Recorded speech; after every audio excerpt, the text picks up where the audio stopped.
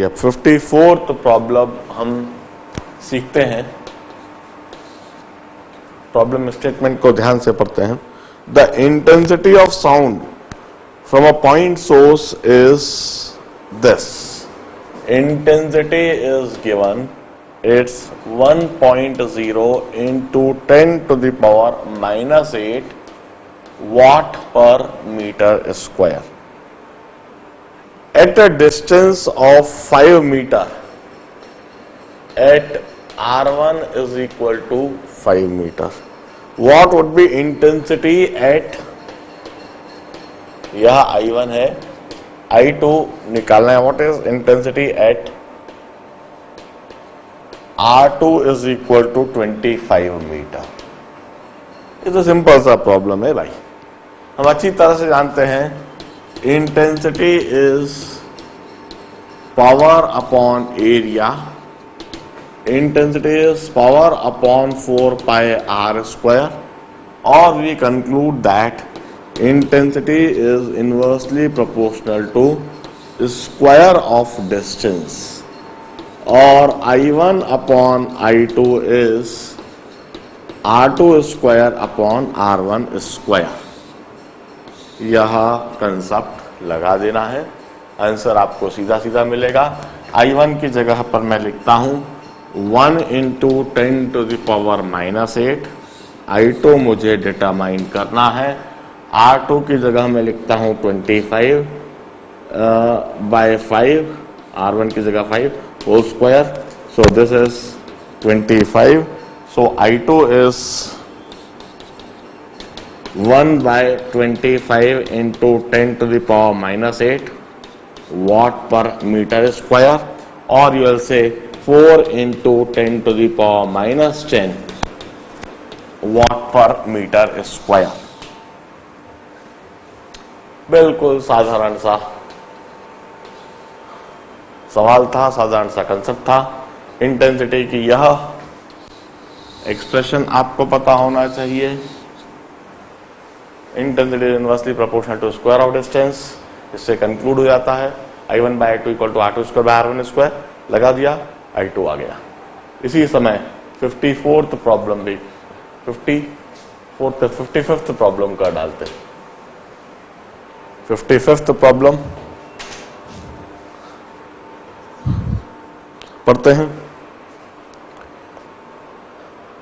Sound level at a point 5 meter away from point source is 40 decibel. At R is equal to 5 meter, sound level is 40 decibel.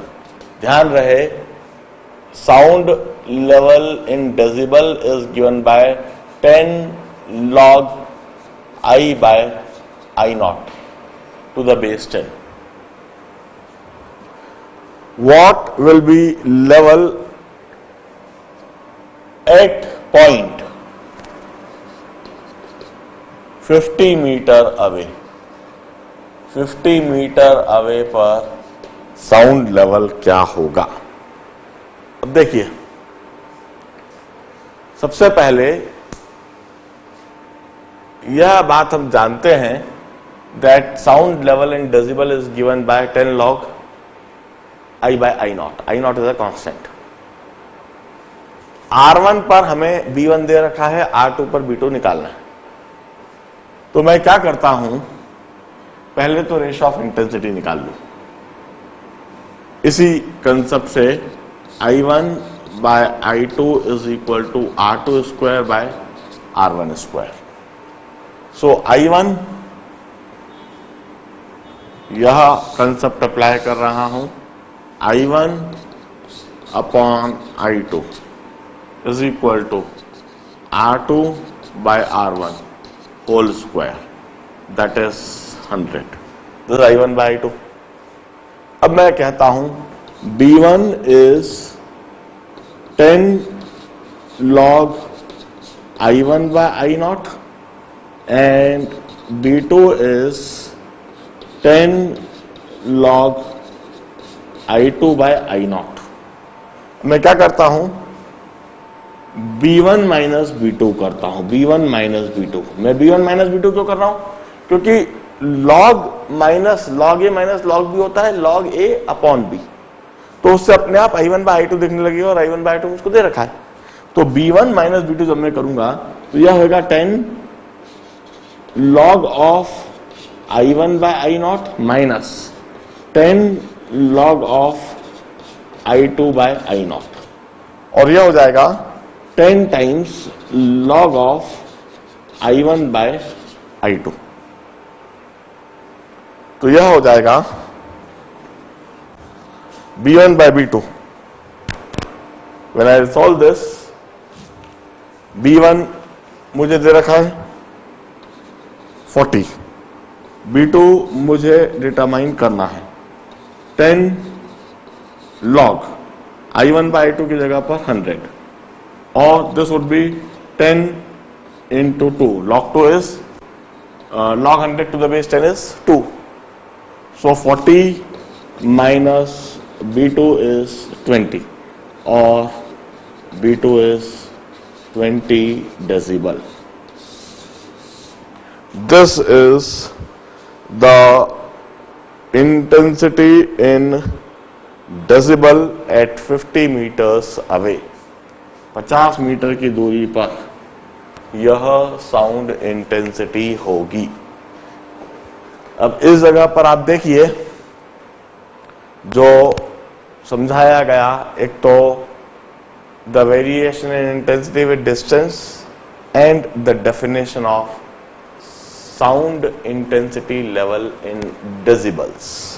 Sound intensity का जो measurement है, आवाज कितनी ऊंची है, इसका जो मेजरमेंट है डेसिबल में, उसके लिए जो फॉर्मूला है वह समझाया गया है। ध्यान रहे, here I0 is a constant sound intensity and that is 10 to the power minus 12 watt per meter square. All इधर I0 की वैल्यू का कोई आवश्यकता नहीं रही, क्योंकि हमने B1 माइनस B2 कर दिया और उससे I0 कैंसिल हो जाएगा। रेशो I1 बाय I2 आ गया और वो हमने लिख दिया। ध्यान से पूरे प्रॉब्लम के सॉल्यूशन को देखिए, 54th प्रॉब्लम के सॉल्यूशन को भी देखिए, 55th प्रॉब्लम के सॉल्यूशन को भी देखिए। इसके बाद हम 56 करेंगे।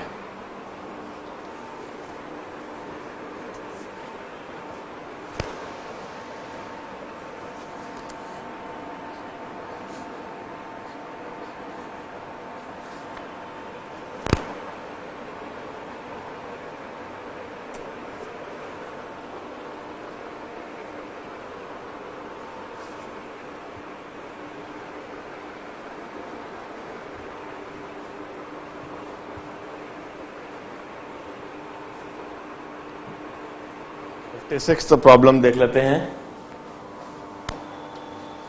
इनफैक्ट आज जो हम प्रॉब्लम्स कर रहे हैं जरा इजी लेवल वाले हैं, बड़े बेसिक लेवल वाले हैं, कोई बहुत ज्यादा डिफिकल्ट नहीं लगे। Sound with intensity larger than 120 decibel. Sound with intensity larger than 120 decibel appears painful for a person. A small speaker delivers 2 watt. Power is 2 watt of audio output. How close can person get to speaker without hurting his ears? Now this is a simple problem in fact.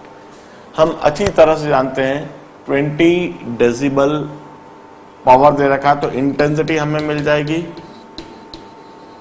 Power upon area, that is power upon 4 pi R square. इस तरीके से हम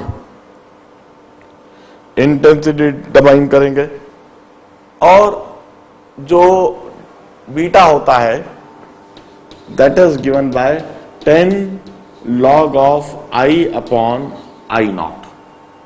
here I0 is 10 to the power minus 12 watt per meter square. मैं substitute कर देता हूं beta की जगह पर 120 is equal to 10 log of I upon 10 to the power minus 12 to the base 10। तो यह हुआ 12 equal to log I by 10 to the power minus 12, तो log to the base 10 तो ये हुआ 10 to the power 12 is equal to I upon 10 to the power -12। तो इधर से इंटेंसिटी आ गई 1 वाट पर मीटर स्क्वायर, यह इंटेंसिटी आ गई। This is beyond this intensity it would be painful. This is the limiting value of sound intensity. अब मैं are square लिखने के लिए कह देता हूं power upon 4 pi into this I. So R square is power की जगह 2 watt,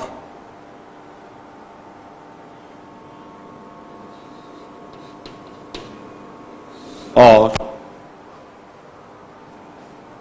upon 4 pi into 1 meter square. 1 meter square लिख देता हूं।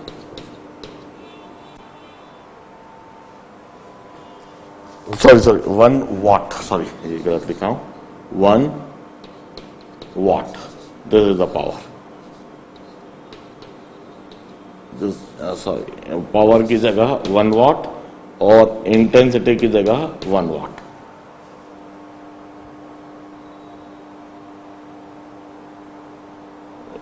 मैंने यूनिट में गलती कर रहा हूं, पावर तो 2 वाट में ही आएगा, intensity watt per meter square. R square is equal to 2 watt upon 4 pi into 1 watt per meter square.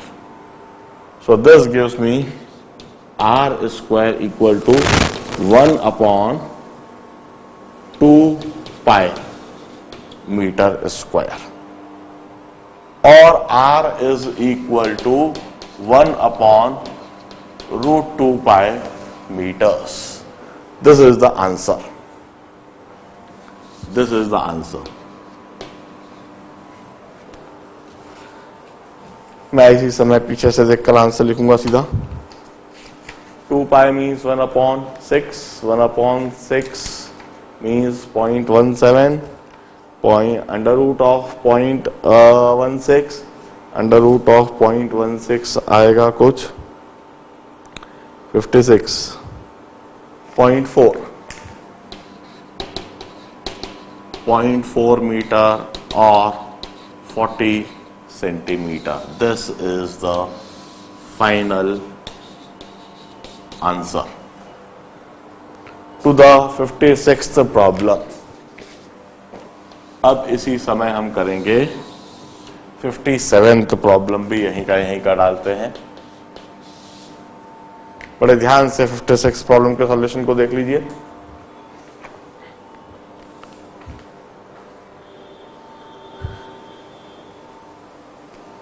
Sound level in decibel दिया हुआ है, एक स्पीकर का पावर दिया हुआ है। यह पूछा है कि इस स्पीकर के कितना करीब तक हम आ सकते हैं। यह दिया हुआ है, this is the limiting sound intensity, this is limiting decibel level. इसके बियॉन्ड यदि डेसिबल लेवल चला जाएगा तो कानों को नुकसान है, कान के पर्दे फट सकते हैं। स्पीकर इतना वाट पावर रेडिएट कर रहा है, तो हम इंटेंसिटी के लिए एक्सप्रेशन लिख सकते हैं। जो डेसिबल लेवल दे रखा है उसकी डेफिनेशन हमने अप्लाई कर दी। इसमें आई नॉट कांस्टेंट है, आई नॉट की वैल्यू सब्स्टिट्यूट कर दी, तो इससे हमें आई की वैल्यू मिल गई। This is the limiting value of sound intensity, और इस लिमिटिंग वैल्यू से हमें लिमिटिंग डिस्टेंस निकल गई। इस डिस्टेंस के करीब हुआ तो हमारे कार के पर्दे फट जाएंगे, इससे करीब हम जाएंगे तो पेनफुल होएगा। This is limiting minimum distance minimum distance, इससे कम दूरी पर, इससे करीब आपको उस स्पीकर के नहीं जाना चाहिए। यदि इससे करीब गए तो इंटेंसिटी बढ़ेगी, डेसिबल बढ़ेगा और आपके कानों को दर्द होएगा, कान के पर्दे फट सकते हैं। 40 सेंटीमीटर से दूर रहेंगे तो कानों के लिए सुरक्षित है। अब 57th, if sound level in a room is increase from 50 decibel to 60 decibel, beta 1 है 50 डेसिबल और B2 है 60 decibel, by what factor pressure amplitude increases. अब देखिए हम कहते हैं दिस बीटा, तो beta 2 minus beta 1, beta 2 minus beta 1 is 10 times log of I2 by I1। तो बीटा 2 की जगह 60 minus 50 is equal to 10 times log of I2 by I1 to the base 10। तो इधर से आ जाएगा 1 is equal to log of I2 by I1 to the base 10, तो इधर से आ जाएगा I2 by I1 is equal to 10। अब हम अच्छी तरह से जानते हैं intensity is given by P naught square by 2 rho V। Intensity is directly proportional to square of pressure amplitude. So I2 by I1 is equal to P naught 1 square by P naught 2 square, and this is equal to 10. So P1, P2 by P1. So P2 is pressure amplitude in second case, P1 is pressure amplitude in first case. It's equal to root 10. और P2 by P1 is 3.14. This is the ratio of pressure amplitude. जरा ध्यान से देखिए, sound level इन decibels 50 है, finally 60 है। यह definition once again apply कर रहा हूं। B2 माइनस B1 जब करूंगा, B2 माइनस B1 जब करूंगा तो 10 log of I2 by I0 minus 10 log of I1 by I0, 10 common, log of I2 by I0 minus log of I1 by I0 हो जाएगा log of I2 by I1। तो B2 minus B1 हो जाएगा 10 log I2 by I1। तो B2 की जगह 60, B1 की जगह 50 equal to 10 log I2 by I1। Solve करने पर I2 by I1 आ गया। अब I2 by I1 आने पर मीन्स इंटेंसिटी रेशियो आ गया। Intensity is equal to pressure amplitude square by 2 rho V। So intensity is directly proportional to pressure amplitude square. So I2 by I1 equal to P2 by P1 whole square. So P2 by P1 whole square is 10. So P2 by P1 is root 10. So P2 by P1 is 3.14. This 56th and 57th problem. इस session में इतने कराता हूं। Let's take a break of half an hour, आधे घंटे का break लेते हैं और आगे के डाउट्स कंटिन्यू करते हैं। इसे बड़े ध्यान से देखिए, नोट डाउन कर लीजिए।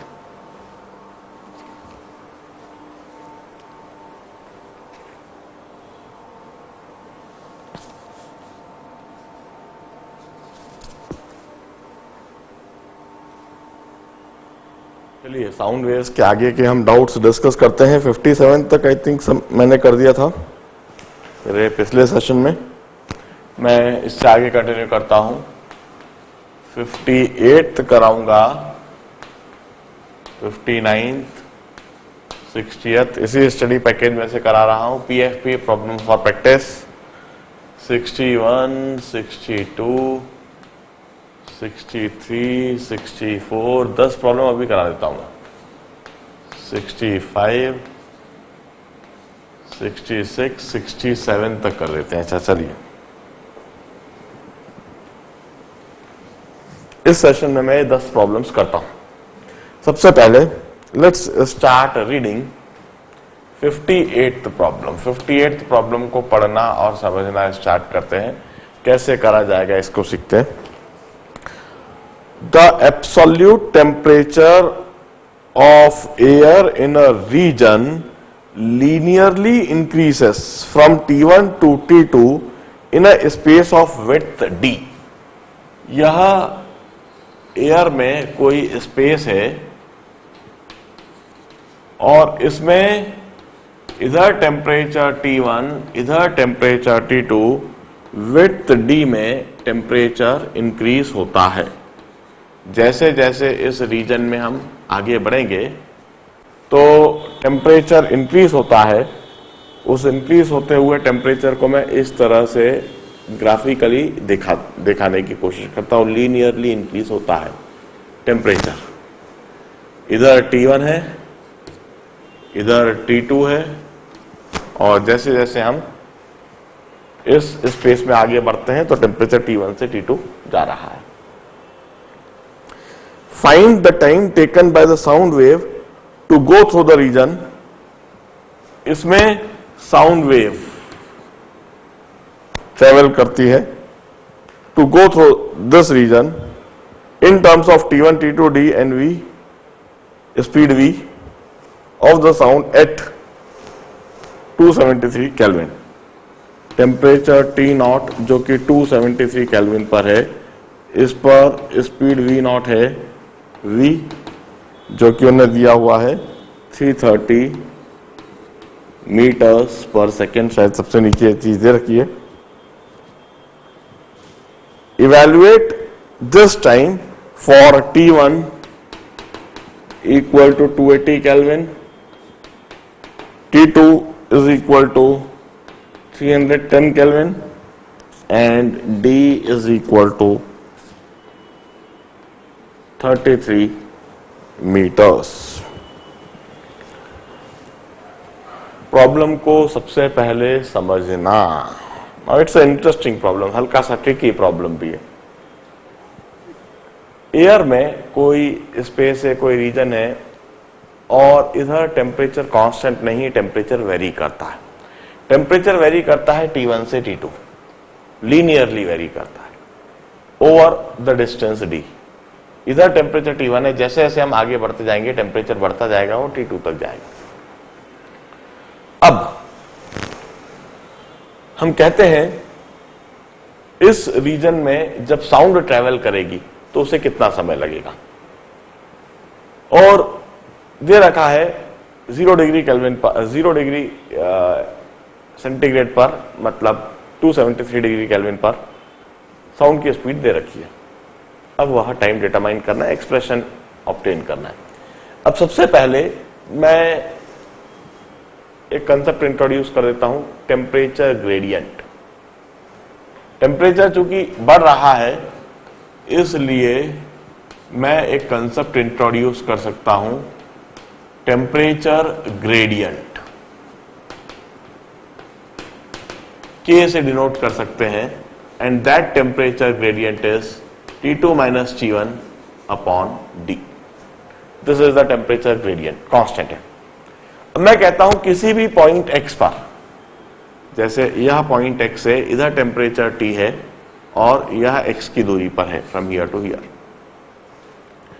इधर जो टेम्परेचर T है यह हम लिख सकते हैं, temperature T at this point would be T1 plus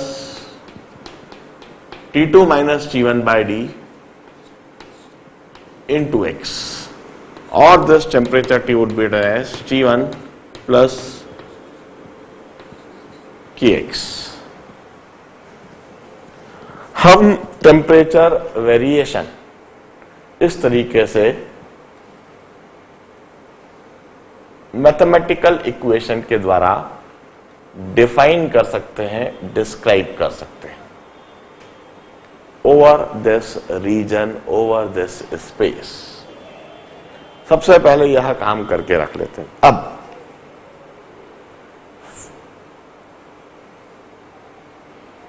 जब इस रीजन में, जब इस स्पेस में टेम्परेचर वेरी करेगा तो इसमें साउंड की स्पीड भी वेरी करेगी और साउंड स्पीड का वेरिएशन टेम्परेचर के साथ, वह हमने लेक्चर में सीख रखा है।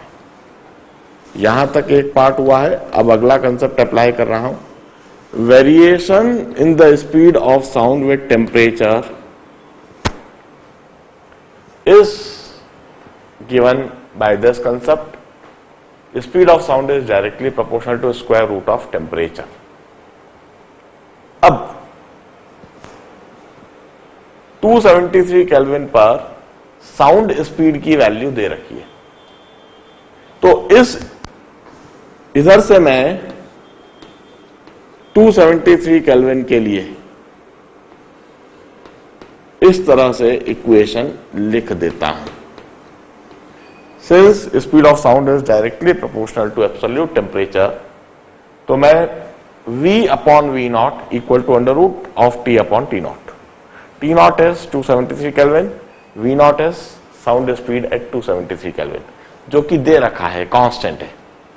इस तरीके से मुझे साउंड स्पीड किसी भी टेम्परेचर पर इस तरीके से लिखने का तरीका समझ में आ जाता है।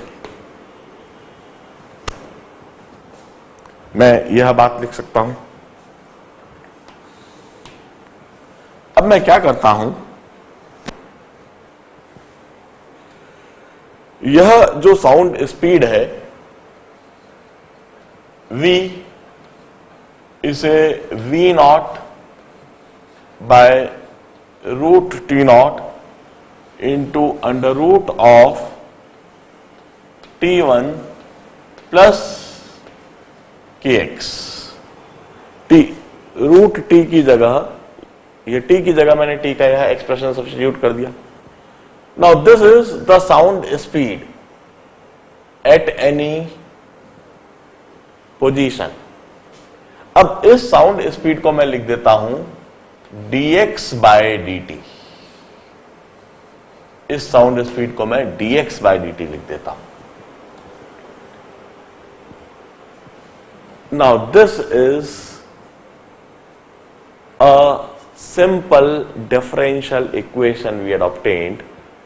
Now we need to apply simple concept of calculus, integral calculus का एक सिंपल कंसेप्ट अप्लाई करना होगा। Motion in 1D, motion in 2D में इस तरह की इक्वेशंस को हमने सॉल्व करना सीख रखा है। मैं dt को एक तरफ ले जाता हूं और दूसरी तरफ dx की टर्म्स लिखूंगा, साथ में कांस्टेंट भी इधर ही ले आता हूं। dt ऊपर गया, अंडर रूट T नॉट, इस तरफ से क्रॉस मल्टीप्लाई V नॉट, और इधर रह गया dx upon under root of T1 plus KX। इस तरीके से मैंने इस इक्वेशन को रीअरेंज कर लिया। अब मैं दोनों साइड इंटीग्रेट कर देता हूं। dt, integral of dt, T naught, under root T naught constant है, V नॉट कांस्टेंट है, integral of dx upon under root of T1 plus KX। और इंटीग्रेशन की लिमिट्स मैं डिफाइन कर देता हूं। 0 टाइम पर साउंड x इक्वल टू 0 पर है और T नॉट टाइम पर साउंड d डिस्टेंस ट्रेवल कर लेती है। ये T नॉट ही मुझे निकालना है। अब integral of dt is t। Integral of dt is t from 0 to T naught. Under root T naught constant है, V नॉट बाहर रहा, और इधर जो इंटीग्रेट करके आएगा that is 2 by K root of T1 plus KX from 0 to D।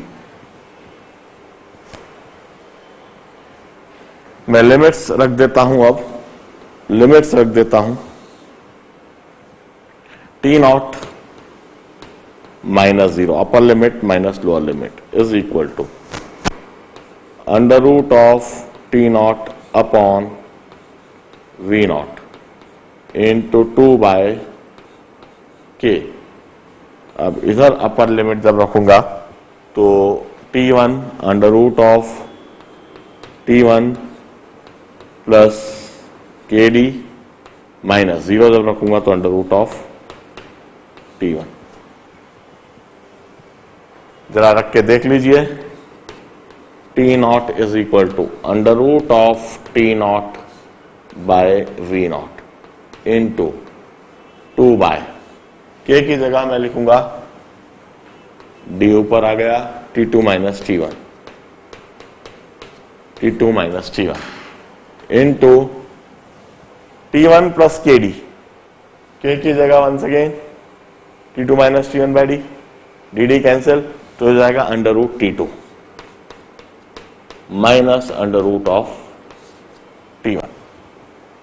इस तरीके से यह चीज दिखने लगेगी। और अब इसको under root T1 T2 minus under root T1 plus और into under root T2 plus under root T1 cancel हो जाएगा, जरा देखिए। और यह T दिखने लगेगा root of T not upon V not into 2D upon under root of T2 plus under root of T1।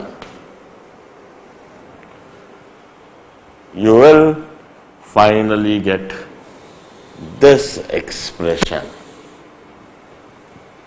Value substitute कर दीजिए।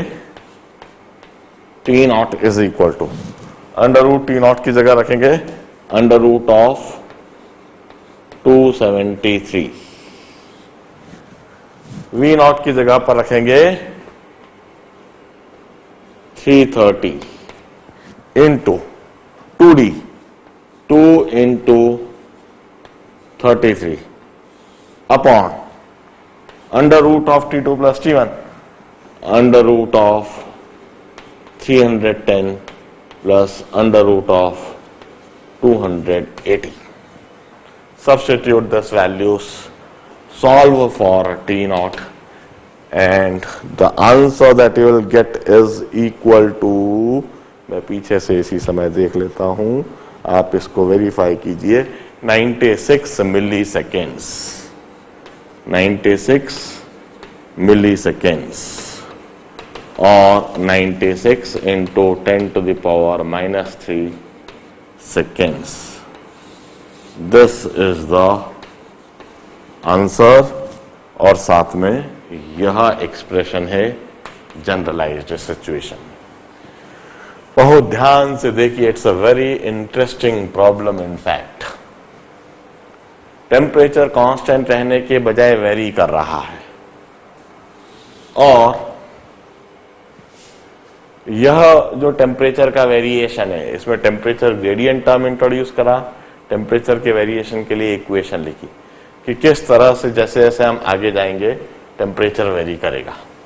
फिर variation in speed of sound with temperature, speed of sound is directly proportional to square root of absolute temperature. फिर मैंने V naught और T naught यह data देखकर कि 0 degree centigrade पर साउंड की स्पीड दे रखी है, तो मैंने इससे हमने यह इक्वेशन लिख ली और इससे हमें sound speed at any temperature T के लिए यह इक्वेशन मिल गई। टेम्परेचर टी की मैंने यह इक्वेशन इधर सब्स्टिट्यूट करी टेम्परेचर टी के लिए, तो मुझे sound speed in terms of x, variation in sound speed with distance यह मिल गया। साउंड स्पीड को मैंने dx बाई dt लिख दिया, इस इक्वेशन को रीअरेंज कर दिया और फिर यह इंटीग्रेशन करने के तरीके को बड़े ध्यान से देखना होगा। ये dt ऊपर लाया, dx के नीचे x का टर्म लिया, इधर कांस्टेंट टर्म्स इधर आ गए। जब मैंने इंटीग्रेट करा तो 0 टाइम पर x की वैल्यू 0, t नॉट टाइम पर sound speed d distance travel कर गई। अब यह जो इंटीग्रेशन है dt का t और 1 बाय रूट एक्स का होता है 2 रूट एक्स, और ये कांस्टेंट के है तो ये नीचे। यह जो इंटीग्रेशन है, in order to learn this you need to have good knowledge of integral calculus, ये चीज करने के लिए। और फिर लिमिट्स लगा दी, upper limit minus lower limit, के की वैल्यू सब्स्टिट्यूट कर दी, मुझे यह इक्वेशन देखने लगा। मैं यहां पर भी लिखकर छोड़ता तो ठीक था, मगर और सिंप्लीफाई करा जा सकता है। Under root T2 minus under root T1 से कैंसिल हो जाएगा। T2 माइनस T1 को मैं लिख दूंगा under root T2 minus under root T1 into under root T2 plus under root T1। तो यह term under root T2 minus T1 cancel हो जाएगा और यह बचा हुआ दिखेगा मुझको। यह आंसर हो गया, इसमें सब्स्टिट्यूट कर दिया and will get the final answer as this much millisecond. Note down कीजिए पूरा प्रॉब्लम। 59th प्रॉब्लम करने की अब हम तैयारी करेंगे।